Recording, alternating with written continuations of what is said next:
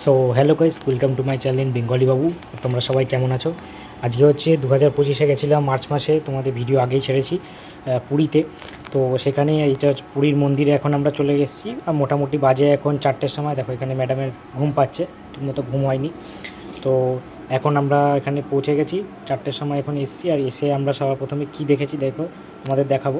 এই যে আমি, আর এই যে আমার ম্যাডাম দাঁড়িয়ে আছে। আর এটা আমি স্পেশালি কিনেছিলাম এই কুর্তাটা। তো এইখানেই ভগবান জগন্নাথ দেবের মন্দিরের ধ্বজাটা উদ্বোধন হচ্ছে। তো এটা 4:10-15 সময় উদ্বোধন। একদম আমরা গিয়ে পৌঁছেছি তখনই দেখছি আমাদের কপালটা ভালো ছিল, তাই জন্য আমরা এই ধ্বজা উদ্বোধনটা দেখতে পাচ্ছি।